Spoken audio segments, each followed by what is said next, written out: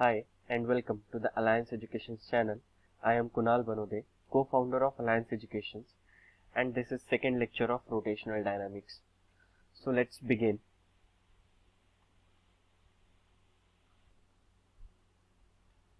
Centripetal force. So आज हम देखते हैं what is mean by centripetal force. Last lecture में हमने देखा कि सर्कुलर मोशन के लिए दो चीजें रिस्पॉन्सिबल होती है. First, there should be a force which is along the there is a force which is along the radius and directed towards the center and tangential velocity. ये दो फैक्टर होने चाहिए कि एक फोर्स होना चाहिए जो सेंटर की ओर डायरेक्टेड होना चाहिए. एंड हमने देखा था कि acceleration responsible for the circular motion is called as centripetal और रेडियल एक्सेलरेशन. कि जो एक्सेलरेशन सर्कुलर मोशन के लिए रिस्पॉन्सिबल है, acceleration responsible for circular motion is called as centripetal और radial acceleration because it is along the radius. And इसके लिए हमने देखा था कि it is given by a r is equals to minus omega square are. And minus sign क्या indicate कर रहा था कि रेडियस वेक्टर एंड एक्सेलरेशन दोनों की डायरेक्शन ऑपोजिट है. रेडियस वेक्टर की डायरेक्शन होती है आउटवर्ड एंड एक्सेलरेशन की डायरेक्शन होती है इनवर्ड. तो ये माइनस साइन से हमें पता चलता है. And the force providing this acceleration is called as centripetal force. Remember, जो फोर्स ये एक्सेलरेशन प्रोवाइड करता है उसे क्या कहा जाता है? Centripetal force. So we know acceleration is responsible for circular motion and that acceleration is provided by centripetal force. So according to the Newton, force is given by mass into acceleration. So we can write mass into यहाँ पर centripetal और radial acceleration. So m radial acceleration minus omega square r and hence centripetal force is given by minus m omega square vector r. So this is formula for centripetal force. And in this, the centripetal word does not mean that it is the type of new force. It is the adjective or property of a force. कौन सा force? जो circular motion के लिए responsible है, उस force की property बता रहा है सेंट्रीपिटल वर्ड. मतलब सेंट्रीपिटल मीन्स क्या होता है कि सेंटर सीकिंग. सेंट्रीपिटल वर्ड ये बता रहा है कि जो भी फोर्स सर्कुलर मोशन के लिए रिस्पॉन्सिबल है वो फोर्स कैसा है? It is centre seeking. It is along the radius and towards the centre. Force कैसा होता है? Along the radius and towards the centre. So circular motion या रोटेशनल मोशन परफॉर्म करते वक्त जितने भी रियल फोर्सेस बॉडी पे एक्ट हो रहे हैं, mg डाउनवर्ड डायरेक्शन में एक्ट हो रहा है, सेंट्रीफ्यूगल फोर्स, चलो सेंट्रीफ्यूगल तो रियल फोर्स नहीं है, टेंशन, अगर स्ट्रिंग में हमने स्टोन बांधा तो यहाँ पे टेंशन आ जाता है. सो ये जितने भी फोर्सेस उस पे एक्ट होते हैं सबका रिजल्टेंट जो है वो होता है सेंट्रीपिटल फोर्स. सो सिंपली हम फिलहाल के लिए एक चीज याद रख सकते हैं कि अगर कोई बॉडी सर्कुलर मोशन में घूम रही है सो उस पे जितने भी फोर्सेस एक्ट हो रहे हैं सबका रिजल्टेंट जो है वो कहलाता है centripetal force. So, under the action of this resultant force, the direction of velocity is always maintained tangential to the circular track. क्या कहा गया है कि कोई अगर ऑब्जेक्ट सर्कुलर मोशन परफॉर्म कर रहा है तो उस पे जितने भी फोर्सेस एक्ट हो रहे हैं, सपोज उसका वेट mg डाउनवर्ड डायरेक्शन में एक्ट हो रहा है, टेंशन अंदर की ओर एक्ट हो रहा है, सो इन सबका जो रिजल्टेंट है, इन सबका रिजल्टेंट कैसे होता है? Along the radius and towards the centre. Hence the word centripetal is there. And क्या कहा गया है कि रिजल्टेंट फोर्स के एक्शन के वजह से इसकी जो वेलोसिटी है वो हमेशा कहां पे होती है? Along the tangent. सो हम इसका वेरिएशन भी देख सकते हैं. सेंट्रीपिटल फोर्स का मैग्नीट्यूड क्या होता है? Magnitude of centripetal force is m are omega square. And हमने इसके पहले एक रिलेशन स्टडी किया है, v is equals to r omega. v is equals to r omega. So इससे हम ओमेगा को लिख सकते हैं v by are and hence m are, omega को रिप्लेस कर देंगे हम v बाय आर स्क्वायर से. स्क्वायरिंग करने के बाद हमें क्या मिलेगा? M r we square by r square, then square and r cancel, so एक और फॉर्मूला मिलता है M we square by are. And in this case अगर हम यहाँ पर एम वी स्क्वायर को वी बाय आर लिख दे, सो अभी हमने देखा वी बाय आर तो ओमेगा होता है, so we can write it as m we omega. तो यहाँ पे हमें तीन फॉर्मूला मिलता है, एक है एम आर ओमेगा स्क्वायर, एक है M we square by are and third one is M we omega. So based on the numerical की जो भी क्वेश्चन में डेटा दिया हुआ है हम उस पे से डिसाइड कर सकते हैं कि कौन सा फॉर्मूला यूज होने वाला है। देन नेक्स्ट फोर्स जो है it is centrifugal force, and remember it is a pseudo force, it is not a real force, it is a pseudo force arising due to centripetal acceleration of the frame of reference. Centrifugal force means it is the next pseudo force. जैसे कि इसके पहले वाले example में आप यहाँ पे एक जीआईएफ देख सकते हैं, इसमें एक पर्सन बकेट को घुमा रहा है एंड बकेट में वाटर है। ये वाटर स्पिल क्यों नहीं हो रहा? क्योंकि जब ये घूम रहा है सो बकेट में जो वाटर है वाटर पे सेंट्रीफ्यूगल फोर्स एक्ट हो रहा है। सेंट्रीफ्यूगल फोर्स क्या कर रहा है? उसे आउटवर्ड भेज रहा है। उसे कहाँ भेज रहा है? आउटवर्ड। मतलब सेंट्रीफ्यूगल फोर्स कहाँ होता है? It is the along the radius, it is along the radius but directed away from the centre. इसकी डायरेक्शन कैसी होती है? Away from the centre.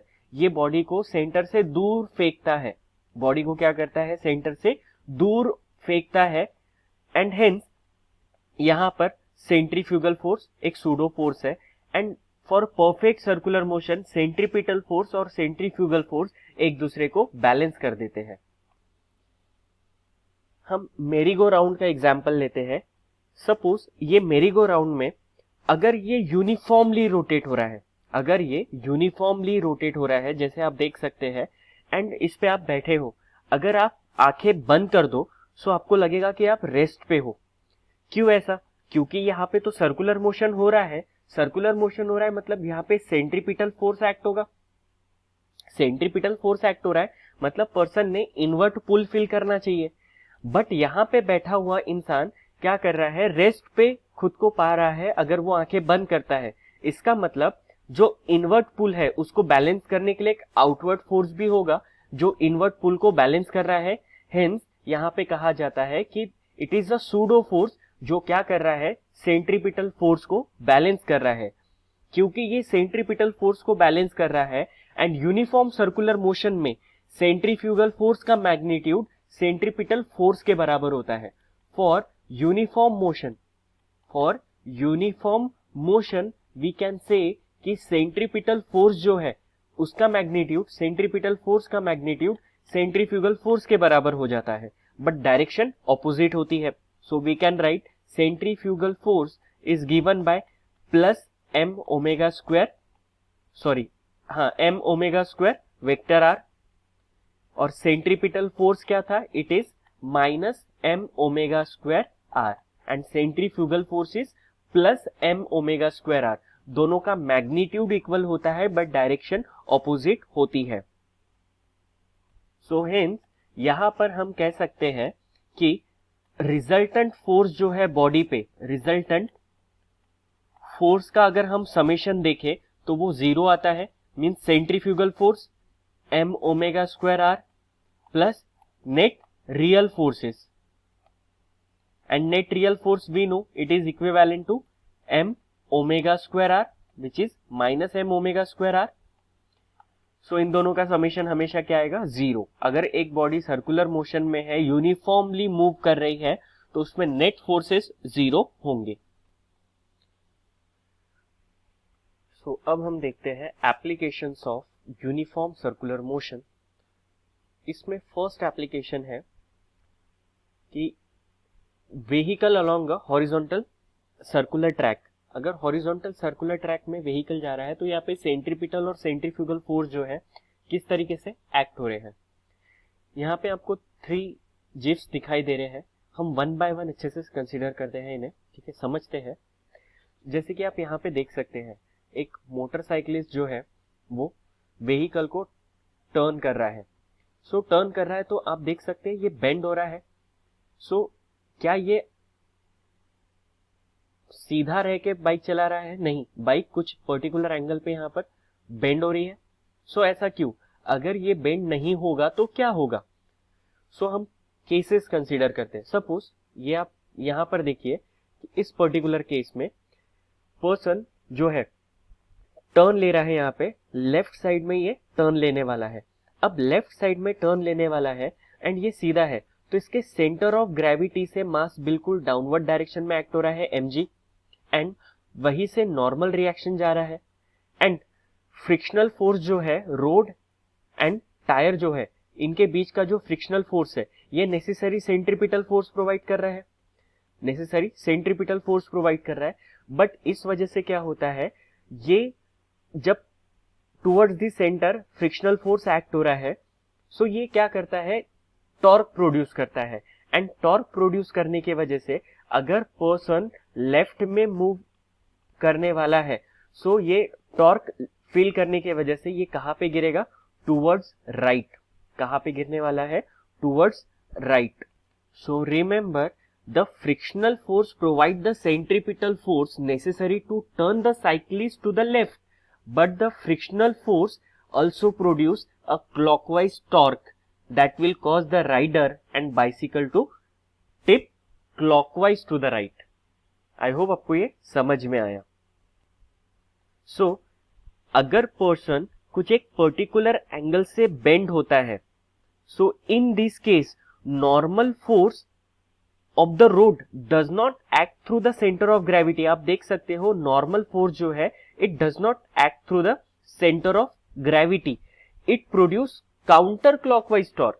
तो एंटी क्लॉकवाइज टॉर्क यहाँ पे प्रोड्यूस हो रहा है जो क्लॉकवाइज टॉर्क को बैलेंस कर देता है, और इससे साइकिलिस्ट जो है वो गिरता नहीं है।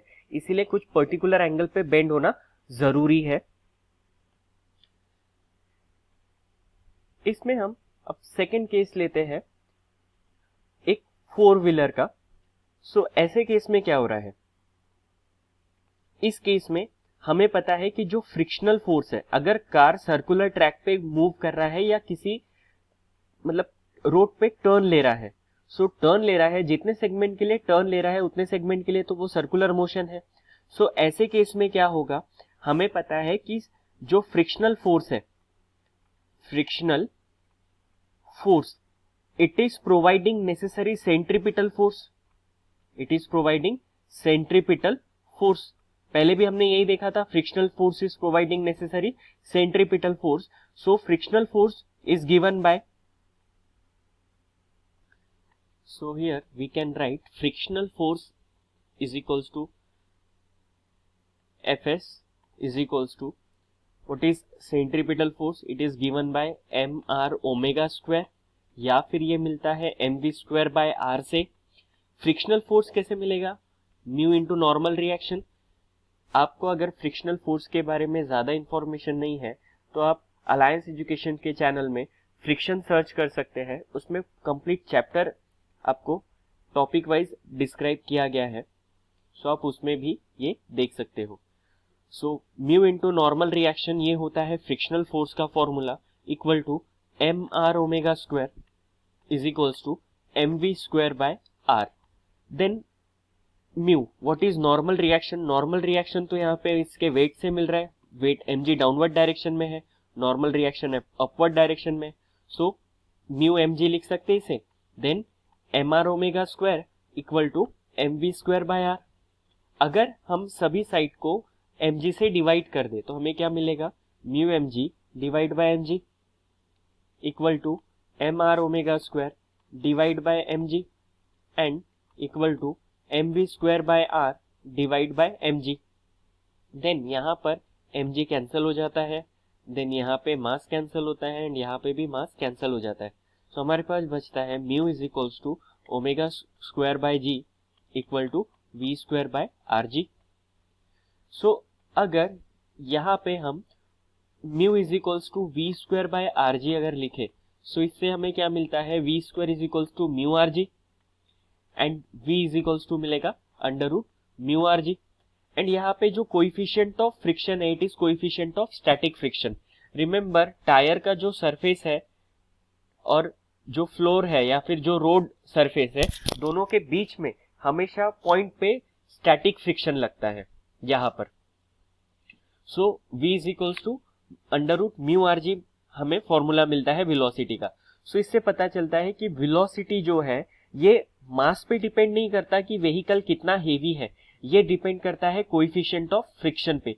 जितना ज्यादा फ्रिक्शन रहेगा उतना ज्यादा हम वेलोसिटी बढ़ा सकते हैं। बट इसके वजह से क्या प्रॉब्लम हो सकता है, इसके वजह से टायर का वेयर एंड टेयर हो सकता है, टायर खराब हो सकते हैं। सो इसीलिए इसका कुछ ऑल्टरनेट सोल्यूशन निकालने की जरूरत है। इसके बारे में हम देखते हैं आगे। सो अभी स्टार्ट करते हैं हम next application, well of death. इस सिनेरियो में क्या होता है कि एक वर्टिकल सिलेंडर होता है, एंड जैसे कि आप देख सकते हैं जिफ में, वर्टिकल सिलेंडर में यहां पर हॉरिजॉन्टल सर्कल में व्हीकल मूव कर रहा है।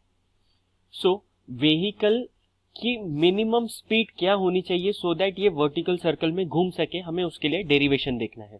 सो सबसे पहले हम फोर्सेस अंडरस्टैंड करते हैं, इसमें से समझने की कोशिश करते हैं कि सपोज यहाँ पर एक ऑब्जेक्ट है, अब इसका वेट mg तो डाउनवर्ड डायरेक्शन में एक्ट होगा। सो डेफिनेटली mg को बैलेंस करता है यहाँ पे हमेशा फ्रिक्शनल फोर्स। mg को कौन बैलेंस करेगा? Frictional force. रिमेंबर दोनों केसेस, एक ये हो गया वर्टिकल सर्कल हो गया जिसमें बॉडी घूम रही है, रोटर। इसकी जगह ऐसा भी आ सकता है कि बॉडी फिक्स्ड है, रोटर है, रोटर में बॉडी फिक्स्ड है। उस केस में भी क्या होता है, mg डाउनवर्ड डायरेक्शन में है एंड फ्रिक्शनल फोर्स उसे बैलेंस कर रहा है। नॉर्मल रिएक्शन सरफेस प्रोवाइड करेगा एंड नॉर्मल रिएक्शन बैलेंस हो रहा है सेंट्रीफ्यूगल फोर्स से। सेंट्रीफ्यूगल फोर्स नॉर्मल रिएक्शन को बैलेंस कर रहा है। सो यहाँ पे हमें पता है normal reaction is equals to mr omega square और mv स्क्वायर बाय r, या फिर हम कह सकते हैं normal reaction is providing necessary centripetal force, या normal reaction is balanced bye centrifugal force, क्योंकि सेंट्रीफ्यूगल फोर्स तो आउटवर्ड डायरेक्शन में लगता है। तो सेंट्रीफ्यूगल फोर्स किससे बैलेंस हो रहा है? नॉर्मल रिएक्शन से बैलेंस हो रहा है। एंड mg किससे बैलेंस हो रहा है? फ्रिक्शनल फोर्स से बैलेंस हो रहा है। सो नॉर्मल रिएक्शन को हम लिखेंगे mr ओमेगा स्क्वायर या mv square by r, and frictional force को हम लिखेंगे mg। दोनों बैलेंसिंग है। अब इस केस में फ्रिक्शनल फोर्स जो है, फ्रिक्शनल फोर्स कैसा होना चाहिए? It should be less than, remember frictional force is less than और equal to mu S into normal reaction. Mu s क्या है? Coefficient of static friction into normal reaction. Frictional force का standard formula है mu into n, and frictional force की value हमेशा इसके बराबर होती है या इससे कम होती है। अब यहाँ पे हम अगर सारी वैल्यूज को सब्सटीट्यूट करें तो हमें क्या मिलेगा? हम फ्रिक्शनल फोर्स के लिए लिख सकते हैं, यहाँ पे फ्रिक्शनल फोर्स प्रोवाइड हो रहा है mg से, mg is less than equal to mu S as it is. Normal reaction को हम लिखेंगे mv स्क्वायर बाय r, क्योंकि हमें वेलोसिटी का फॉर्मूला बनाना है। देन मास मास कैंसिल हो गया, g is less than equal to mu S v square by r। So इसमें क्या होगा, हम लिख सकते हैं इसे rg by mu S is less than equal to v square. So under root rg by mu S is less than equal to v। So इससे क्या पता चलता है कि v minimum value of v, क्योंकि यहाँ पे v ग्रेटर भी हो सकता है बट मिनिमम वैल्यू मिल रही है हमें इससे, तो minimum value of v is given by under root rg by mu S. And to find out minimum value of g, remember frictional force is always equal to mu S into N. Minimum value के लिए हम equal to का case लेंगे तो हमें minimum value मिलेगी। यहाँ पे मिनिमम वैल्यू मिल रही है। सो जैसे कि आप नेक्स्ट इसमें भी देख सकते हैं, यहाँ पे जब व्हीकल घूम रहा है, सो सरफेस को व्हीकल कैसा है? परपेंडिकुलर है। तो 90 डिग्री पे सरफेस को व्हीकल अगर मूव कर रहा है, सो हमें जो फॉर्मूला मिला वो कैसा है? v minimum. हमने इसके पहले जब कोई फॉर्मूला देखा सर्कुलर मोशन का, तब बॉडी कैसी थी? वर्टिकल थी। बॉडी कैसी थी? वर्टिकल थी। सो इस केस में जो सेंटर ऑफ मास में से नॉर्मल रिएक्शन पास हो रहा था, यहाँ पे नॉर्मल रिएक्शन कैसे पास हो रहा है? नॉर्मल रिएक्शन सरफेस को परपेंडिकुलर है, mg डाउनवर्ड डायरेक्शन में है।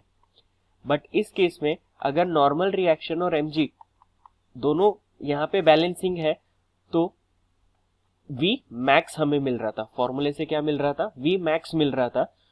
सो हमें ये याद रखना है कि अगर 90 डिग्री पे इंक्लाइंड है सरफेस से बॉडी, mg डाउनवर्ड डायरेक्शन में है एंड नॉर्मल रिएक्शन 90 डिग्री पे है उसको, तो हमें जो फॉर्मूला मिलता है वो मिनिमम स्पीड का मिल रहा है।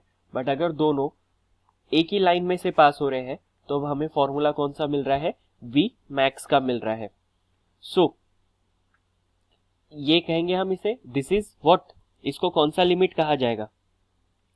सो v minimum is lower limit and v max is upper limit. So अगर थीटा 0 से 90 के बीच में है तो हमें कुछ एक मिडवे वैल्यू मिलेगी, इसकी टर्निंग स्पीड की मिडल वैल्यू मिलेगी। सो ये आपको ध्यान में रखना है। सो इस टॉपिक पे बेस्ड हम एक क्वेश्चन देखते हैं। इसमें क्या दिया हुआ है, a motorcyclist to be treated as a point mass is to undertake horizontal circle inside the cylindrical wall of well of inner radius 4 metre. क्या कहा गया है, एक सिलेंड्रिकल वेल है, इसके अंदर एक मोटरसाइकिलिस्ट जो है वो हॉरिजॉन्टल सर्कल में घूम रहा है। सो मोटरसाइकिलिस्ट को हम पॉइंट मास कंसीडर करेंगे, रेडियस दिया हुआ है 4 metre and coefficient of static friction is given which is 0.4। Calculate minimum speed, हमें बताना है मिनिमम स्पीड क्या होगा and frequency necessary to perform this stunt, and हमें n की वैल्यू भी बतानी है, मिनिमम वैल्यू ऑफ फ्रीक्वेंसी कितनी लगेगी। सो पहले minimum value of velocity find करते हैं। अभी हमने देखा कि velocity is given by under root rg by mu S. So under root r की वैल्यू है 4, g की वैल्यू है 10, म्यू एस दिया हुआ है 0.4। सो यहाँ पर हमने पॉइंट कट करके 0 दे दिया और 4 कट गया। सो रूट 100 कितना हो जाएगा, 10 मीटर पर सेकेंड। सो ये रहेगी मिनिमम वैल्यू ऑफ वेलोसिटी। अब उसके बाद हमें निकालना है फ्रीक्वेंसी, मिनिमम कितने टर्न्स लेने पड़ेंगे ये स्टंट परफॉर्म करने के लिए। So minimum value of frequency हमें पता है, frequency is reciprocal of time. So time means क्या होता है, यहाँ पे मैं लिख देता हूं आपके लिए कि हमें पता है v is equals to distance upon time. So what should be formula for time, it should be equal to distance upon v, but reciprocal of time is frequency, तो frequency is equals to v upon distance and distance क्या होता है 2πr। यहाँ पे circular motion के लिए distance क्या होगा 2πr। सो हम यहाँ पे कह सकते हैं कि minimum value of frequency is given by v minimum divide by distance is 2πr। So it should be equal to 10 upon 2 into pi into 4। अगर हम इसे सॉल्व करते हैं तो आंसर आता है 0.4 रिवॉल्यूशन पर सेकेंड।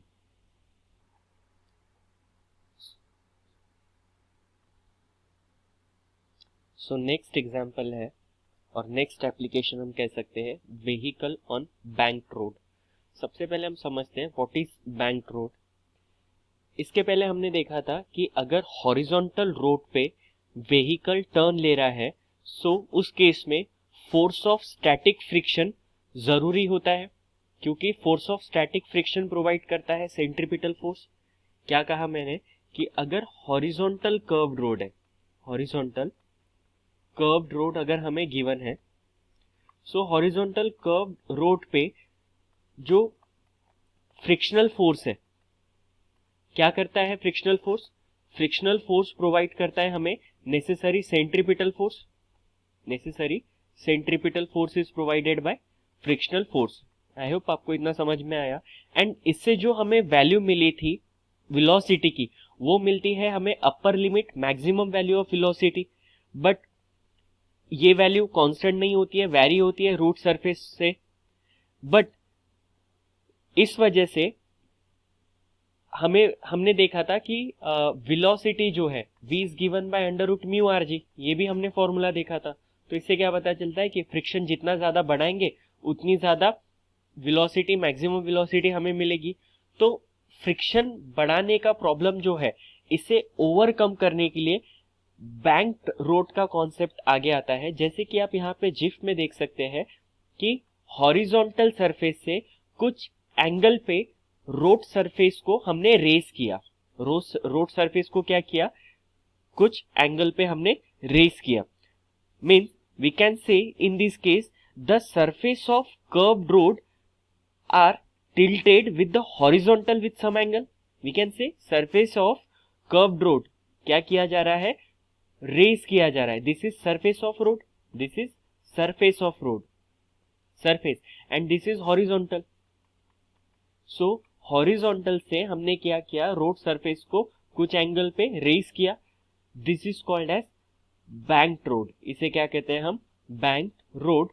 एंड यहाँ पे जो एंगल है, जिस एंगल से हमने रेस किया, इसे कहा जाता है angle of banking. So velocity angle of banking पे कैसे डिपेंड करती है, ये हम समझते हैं एक डेरिवेशन के through. So let's consider a banked road. Angle of inclination दिया हुआ है और एंगल ऑफ बैंकिंग हम इसे कह सकते हैं थीटा.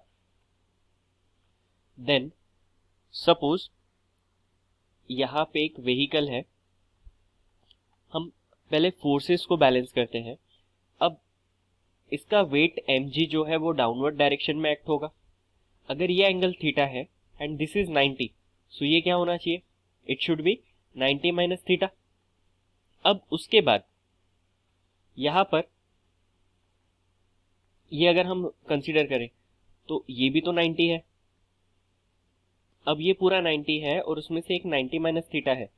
सो ये हो जाना चाहिए थीटा. सो mg, और यहाँ पे हमें एंगल पता चल रहा है ये थीटा है. सो mg का एडजेसेंट कंपोनेंट क्या हो जाएगा, this should be mg cos theta. And horizontal component हमें क्या मिलना चाहिए, mg sin थीटा. एंड यहाँ पे है नॉर्मल रिएक्शन. एंड इससे हमें क्या पता चलता है कि एक काम करते हैं, हम इस मेथड के थ्रू नहीं जाते हैं, हम करते हैं नॉर्मल रिएक्शन को स्प्लिट. सो हम एक काम कर लेते हैं, यहाँ पे नॉर्मल रिएक्शन को स्प्लिट करते हैं. हमने क्या किया, एक बैंक्ड रोड लिया जो थीटा एंगल पे बैंक्ड है. देन यहाँ पे एक व्हीकल कंसिडर किया. अब उसके बाद हमें पता है कि mg डाउनवर्ड डायरेक्शन में जा रहा है, mg डाउनवर्ड डायरेक्शन में है. एंड उसके बाद सरफेस नॉर्मल रिएक्शन इस तरीके से प्रोवाइड करेगा, ये रहेगा नॉर्मल रिएक्शन. सो हम नॉर्मल रिएक्शन को बैलेंस करते हैं. इफ दिस इज थीटा और ये वर्टिकल हमने बनाया तो ये एंगल भी हमें मिलता है थीटा. एंड ये हो गया हॉरिजॉन्टल. अब vertical component is n cos theta and horizontal component क्या होगा, n sin थीटा. सो इसे हम कह सकते हैं कि n sin थीटा जो है ये बैलेंस कर रहा है सेंट्रीपिटल फोर्स को. So centripetal force is provided by n sin theta and mg is balanced by n cos theta. mg is balanced by cos theta, n cos theta. So यहां पर centripetal force means n sin theta. Centripetal force का formula हम यहां पे लिख सकते हैं mv square by r या फिर mr ओमेगा स्क्वायर. अब नॉर्मल रिएक्शन की वैल्यू अगर हम यहाँ पे सब्स्टिट्यूट करें, सो अगर हम इन दोनों को लेकर सॉल्व करें, सो क्या मिलेगा, normal reaction is mg, normal reaction. So हम इन दोनों को लिख लेते हैं, यहाँ पे लिखते हैं normal reaction n sin theta equal to mv square by r. इसे इक्वेशन 1 दे दिया.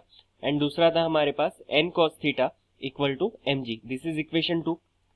सो नॉर्मल रिएक्शन की जगह कुछ लिखने से अच्छा अगर हम 1 और 2 का रेशो ले ले तो हमें क्या मिलेगा, इक्वेशन 1 और 2 का रेशो लेने पे हमें मिलता है n sin theta upon n cos theta equal to mv square by r divide by mg. अब nn कैंसिल हो जाता है, sine by cos, tan theta हमें मिलता है इक्वल टू mm कैंसिल हो जाएगा and this is v square by rg. So इसका यूज करके, ये इक्वेशन का यूज करके हम काफी सारे फॉर्मूले बना सकते हैं. हम नेक्स्ट पेज पे देखते हैं इसे. हमने क्या देखा कि tan theta equal to v square by rg हमें फॉर्मूला मिला. सो इससे v स्क्वायर के लिए फॉर्मूला बनाते हैं तो ये बनेगा rg tan theta. So it gives v equal to under root rg tan theta. So इस बार मिलता है वी मैक्स का formula RG √RG tan theta. And यहाँ पे क्या पता चलता है कि वी मैक्स इस बार कोएफिशिएंट ऑफ फ्रिक्शन पे डिपेंड नहीं करता अगर हम फ्रिक्शन निग्लेक्ट करते हैं। यहाँ पर ध्यान में रखिए हमने क्या किया, जो कोएफिशिएंट ऑफ फ्रिक्शन है इसको कंसीडर किया कि ये है ही नहीं, इसको हमने निग्लेक्ट किया। अब इसी से अगर हमें सेकेंड फॉर्मूला बनाना है एंगल ऑफ इंक्लिनेशन के लिए, और जिसको हम एंगल ऑफ बैंकिंग कहेंगे, tan theta equal to V²/RG है, तो इससे हम थीटा को क्या कह सकते हैं, theta should be tan inverse V²/RG। ये होगा थीटा का फॉर्मूला। सो इनके ऊपर न्यूमेरिकल भी आते हैं और समटाइम्स ये डेरिवेशन पूछा जाता है। बट क्या होगा अगर हम फ्रिक्शन को निग्लेक्ट ना करें, सो उसके लिए भी हम डेरिवेशन देखेंगे नेक्स्ट लेक्चर में कि फ्रिक्शन अगर निग्लेक्ट नहीं होता है तो कैसे सॉल्व किया जा सकता है इसे। अभी आज के लेक्चर के बेसिस पे आपके लिए कुछ होमवर्क क्वेश्चन है। I want you to try this questions and आप अपने आंसर्स के बारे में कमेंट सेक्शन के थ्रू हमें बता सकते हैं।